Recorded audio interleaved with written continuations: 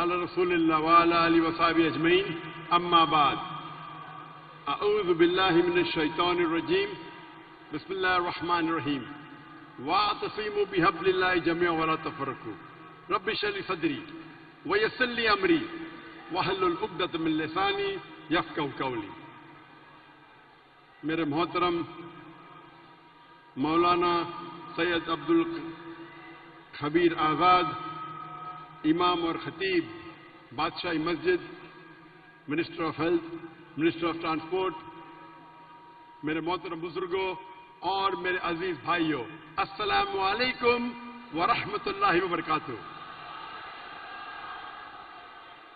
اللہ سبحانہ و تعالیٰ کی رحمت اور برکت آپ سب پر ہو.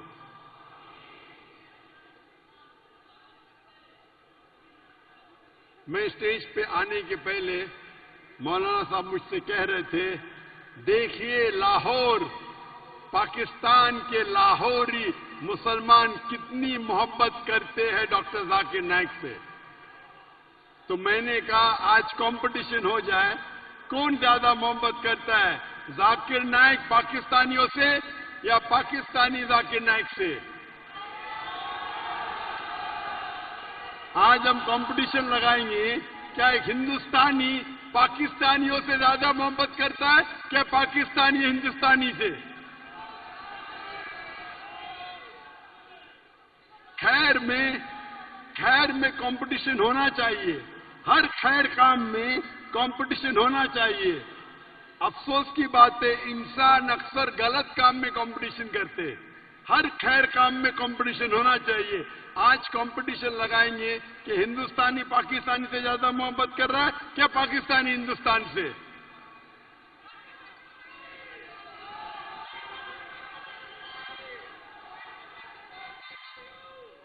I love you too.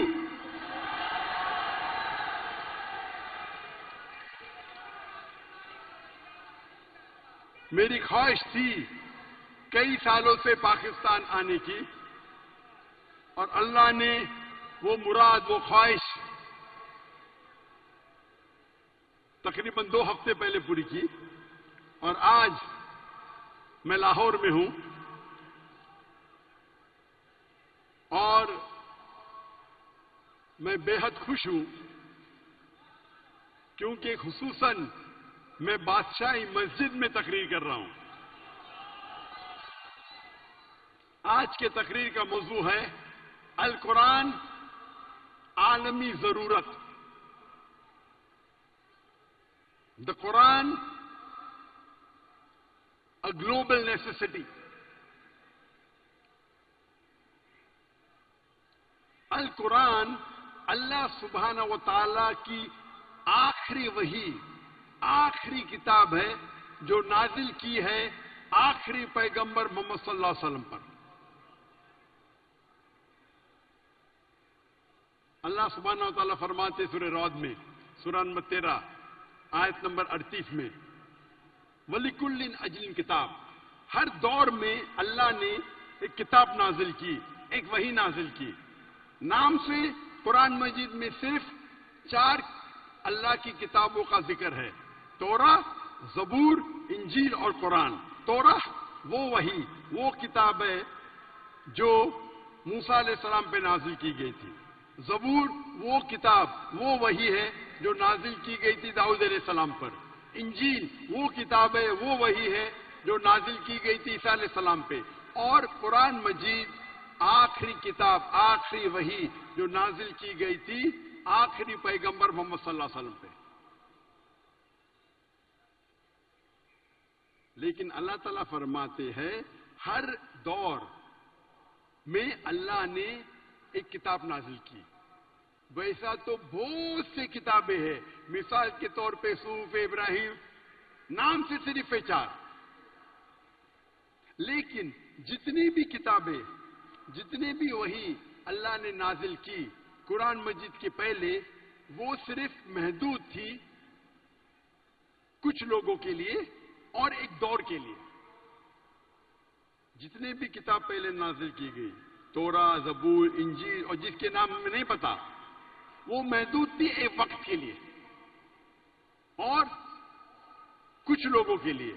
لیکن کیونکہ قرآن مجید آخری کتاب ہے, آخری وحی ہے, قرآن صرف مسلمانوں کے لیے نازل نہیں کی گئی اور صرف ایک گروہ کے لیے نہیں, لیکن ساری انسانیت کے لیے, اور اس کا پیغام تا قیامت تک رہے گا. اللہ تعالیٰ فرماتے سورہ ابراہیم میں سورہ نمبر 14 آیت نمبر 1, الف لام را, ہم نے نازل کی یہ کتاب محمد صلی اللہ علیہ وسلم پہ تاکہ وہ انسانیت کو اندھیرے سے روشنی میں لے آئے. قرآن یہ نہیں کہتا ہے کہ صرف مسلمانوں کو اندھیرے سے روشنی پہ لے کے آئے. اللہ تعالیٰ فرماتے یہ کتاب نازل کی محمد صلی اللہ علیہ وسلم پہ تاکہ ساری انسانیت کو اندھیرے سے روشنی پہ لے آئے. اللہ تعالیٰ فرماتے سورہ ابراہیم میں سورہ نمبر 14 آیت نمبر 52 آیت نمبر 52, یہ پیغام ہے ساری انسانیت کے لیے. اور یہ سمجھ لو کہ اللہ سبحانہ و تعالیٰ ایک ہے, اور یہ پیغام ہے سمجھداروں کے لیے. یہاں اللہ تعالیٰ فرماتے یہ پیغام ہے ساری انسانیت کے لیے. اللہ تعالیٰ فرماتے سورہ بقرہ میں سورہ نمبر 2 آیت نمبر 185 185, رمضان وہ مہینہ ہے جس میں اللہ نے قرآن مجید کو نازل کی ساری انسانیت کے لیے. وہ ایک فرقان ہے حق اور باطل کو جھانسنے کے لیے. اللہ تعالیٰ فرماتے سورہ زمر میں سورہ نمبر 39 آیت نمبر 21 کہ اللہ نے قرآن مجید نازل کی محمد صلی اللہ علیہ وسلم پہ تاکہ وہ انسانیت کو ہدایت دے. قرآن میں یہ نہیں لکھا ہے کہ صرف مسلمان کو ہدایت دے. اور ہمارے آخری نبی صلی اللہ علیہ وسلم محمد صلی اللہ علیہ وسلم جتنے بھی پہلے نبی آئے, پہلے رسول آئے محمد صلی اللہ علیہ وسلم کے پہلے, وہ صرف ایک گروہ کے لیے آئے.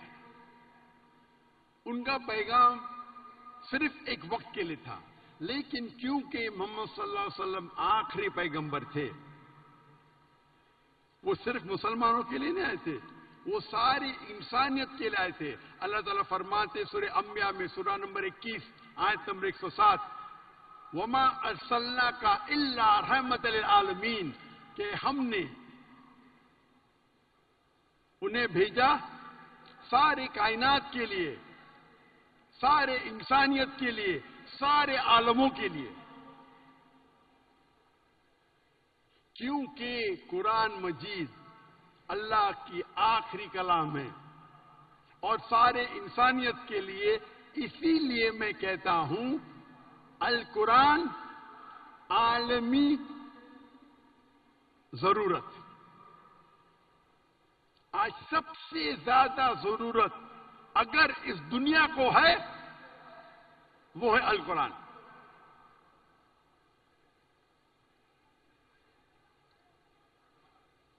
قرآن مجید از دا فیوچر ورلڈ کانسٹیٹیوشن. وہ دنیا کا دستور ہے. قرآن مجید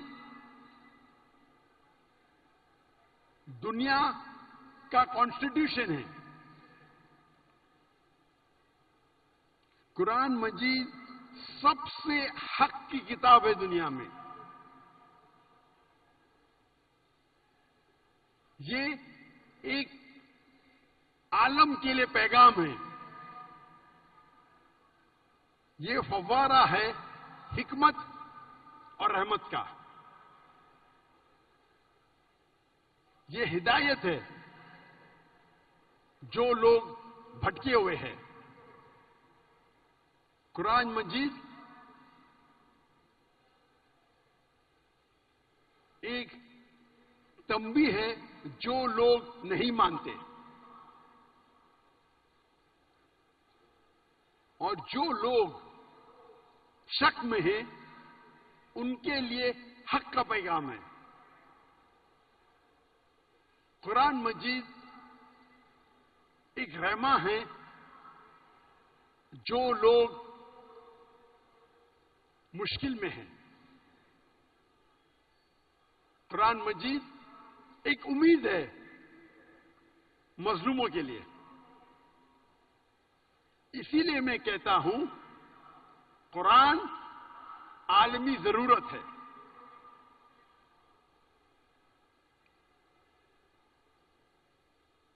اگر آپ کوئی بھی ایکوپمنٹ خریدتے ہیں، کوئی بھی مشین خریدتے ہیں، اس کے ساتھ آپ کو ملتا ہے انسٹرکشن مینیول.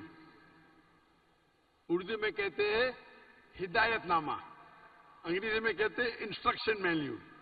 اب کبھی بھی کوئی بھی مشین خریدیں گے، اس کے ساتھ آتا ہے انسٹرکشن مینیول، ہدایت نامہ.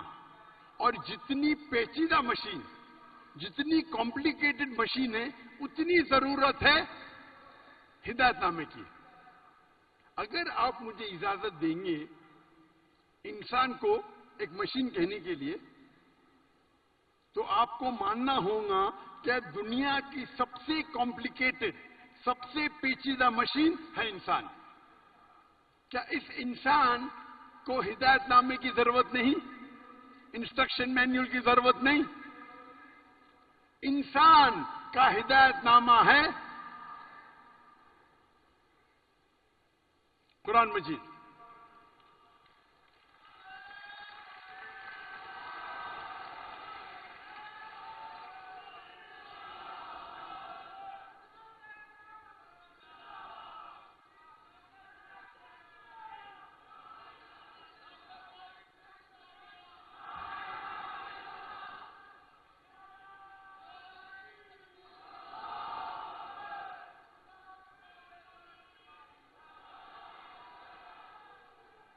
قرآن مجید انسانوں کا انسٹرکشن مینیول ہے، ہدایت نامہ ہے. اور اللہ تعالیٰ فرماتے قرآن مجید میں سورہ ملک میں سورہ نمبر 67 آیت نمبر 2 میں، الذی خلق الموت والحیات، اللہ نے موت اور زندگی پیدا کی تاکہ وہ آپ لوگوں کو جانچ سکے آپ میں سے بہتر کون ہے، اچھے اعمال کون کرتا ہے. یہ زندگی ہمارے لیے ایک امتحان ہے، ٹیسٹ ہے. کیا ہم نے کبھی سوچا ہماری زندگی کا مقصد کیا ہے؟ اور کراچی میں نے تقریر کی تھی اس موضوع پہ، ہماری زندگی کا مقصد کیا ہے؟